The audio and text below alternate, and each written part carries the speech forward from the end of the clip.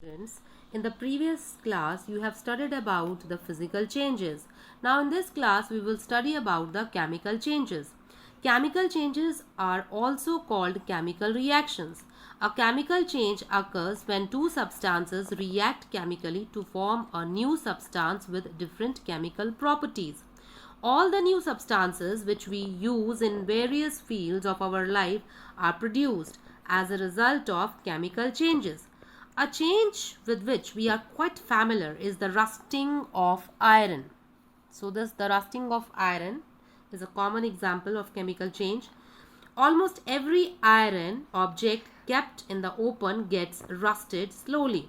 It acquires a coating of brownish substance called rust, and the process is called as the rusting.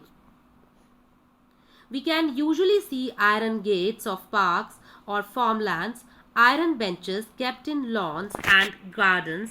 Almost every article of iron kept in the open gets rusted. The agricultural tools such as spades and shovels also get rusted when exposed to the atmosphere for some time. In the kitchen, a wet iron pan, tawa, often gets rusted if left in that state for some time. So rust is not iron. It is different from iron on which it gets deposited.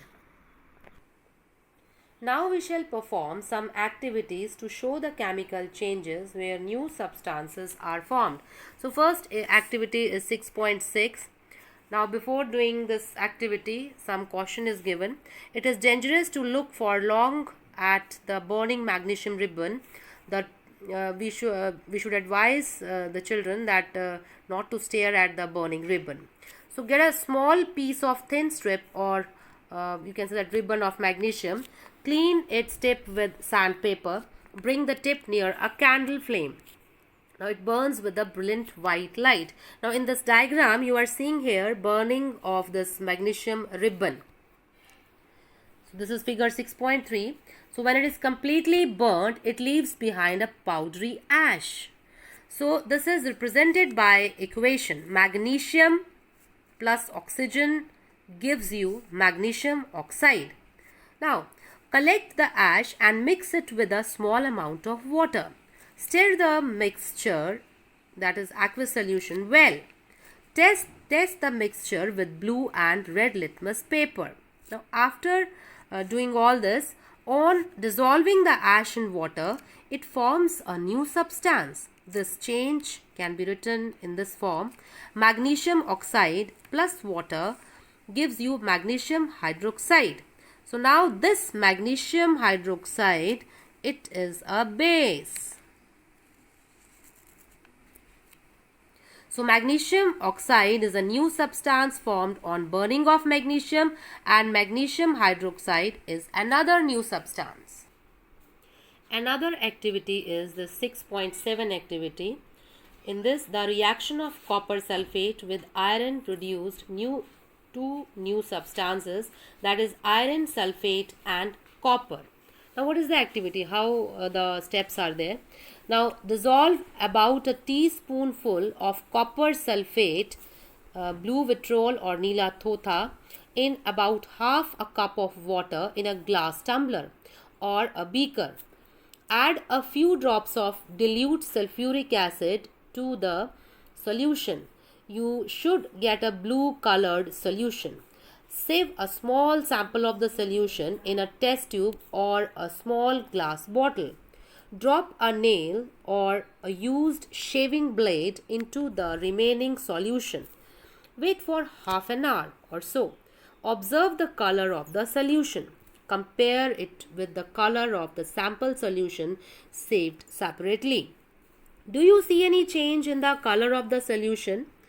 Now, take out the nail or the blade. Has it changed in any way? The changes that you notice are due to a reaction between copper sulfate and iron. The change of color of the solution from blue to green is due to the formation of iron sulfate, a new substance. So the brown deposit on the iron nail is copper. So this is another new substance. Now we can write the reaction as this equation. Now this copper sulfate solution, which is blue in color, you are seeing in this figure 6.4, this is copper sulfate solution, and plus iron when we add a nail, or this you are here seeing the blade, iron blade. So then iron sulfate solution, it is formed, and this solution is green in color, plus on the blade some copper deposit is there, so that is brown in color. So this is the activity that is showing the reaction between copper sulfate solution and iron, forming the iron sulfate plus copper. Now the next activity, that is 6.8. Now take about a teaspoonful of vinegar in a test tube. Add a pinch of baking soda to it. Now you would hear a hissing sound and see bubbles of gas coming out. Now pass this gas through freshly prepared lime water. The change in the test tube is as follow. Now vinegar, which is also called as acetic acid, plus baking soda, another name is sodium hydrogen carbonate. On reaction it gives carbon dioxide plus other substances. So the reaction between carbon dioxide and lime water is as follow. Now in this diagram also 6.5, which is showing this figure, the reaction vinegar plus baking soda, so it is forming this carbon dioxide. Now the carbon dioxide plus lime water, it forms a calcium carbonate plus water. So when this carbon dioxide, it passes through this lime water, it turns the lime water milky. So when carbon dioxide is passed through lime water, calcium carbonate is formed, which makes the lime water milky. So it is very important to be noted here that lime water is turned milky when carbon dioxide is passed through it. So the turning of lime water into milky is a standard test of carbon dioxide. Now in activity 6.6 and 6.8, you saw that in each change one or more new substances were formed. In activity 6.6, the ash was the new substance formed when magnesium was burnt. In activity 6.7, the reaction of copper sulfate with iron produced iron sulfate and copper.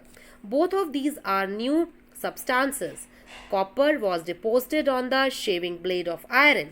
In activity 6.8, vinegar and baking soda together produced carbon dioxide, which turned lime water milky.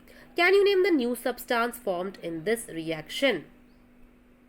So we can ultimately say that a change in which one or more new substances are formed is called a chemical change. A chemical change is also called a chemical reaction.